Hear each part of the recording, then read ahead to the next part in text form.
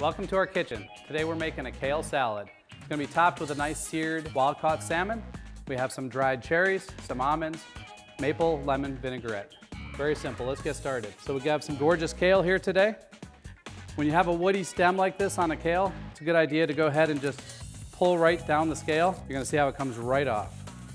With something like kale that's a little bit of a tougher green, you may want to cut it on the thinner side. Maybe not quite a chiffonade or a ribbon cut, but a little bit thicker, but definitely not big chunks. Okay, so we have our kale. You can see it's kind of ribbon cut here. We're going to add it to our bowl.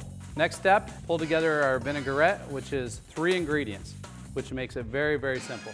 We have some fresh lemon. The recipe calls for actually 2 whole lemons. So we'll take our maple syrup. You can also substitute honey or any other sweetener you would use. We don't do a lot of it, but just adds a little sweet, maybe a couple teaspoons, to counterbalance the lemon.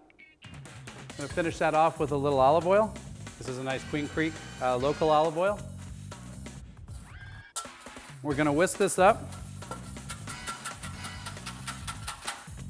We're going to add a little bit of salt and a touch of pepper. Okay, something that's very important when working with kale or tougher greens is to take your vinaigrette, pour it all over your greens like that. And then what's going to be very important is to what they call massage the kale. Might sound a little weird, but most lettuces that you would top, you don't want to work the dressing in because they'll get too soft. Kale's tougher, so it's really good to kind of massage the kale like that. And then just let it sit. The nice thing about this salad is you can actually dress it and massage the kale 30 minutes, an hour beforehand, and it will still hold up. So we're going to make sure our pan's on high here. While we let that warm up for a second, we're going to add our dried cherries. Once again, you could use cranberry or another dried fruit. We also toasted some almonds, just in the oven until they get that nice brown color. Kind of stir that up, okay? So we have our kale salad, cherries, almonds, just waiting for us here. Our pan's on high. We're going to add a little bit of Queen Creek extra virgin olive oil. We have some wild-caught Pacific salmon here. Going to hit it just with a little bit of kosher salt, some black pepper. It's about a 4-ounce portion. I'm going to add it to our pan, and you can see that it's right away sizzling very nice. A piece this size is only going to cook for about a minute or 2. So it looks like it's time to flip our salmon. I'm going to go in there with a spatula. As you can see, we have a beautiful crust. Probably only going to go for another minute or so. I'm going to take our salad at this point with our almonds, dried cherries.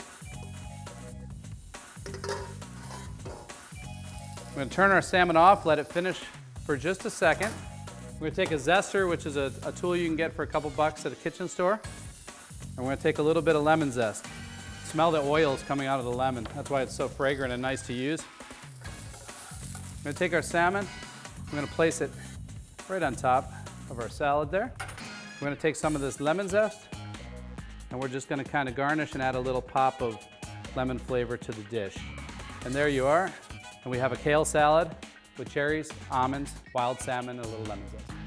Chef's Menu is brought to you by the Sustainable Food Systems program at Rio Salado College. For today's recipe, please visit this address.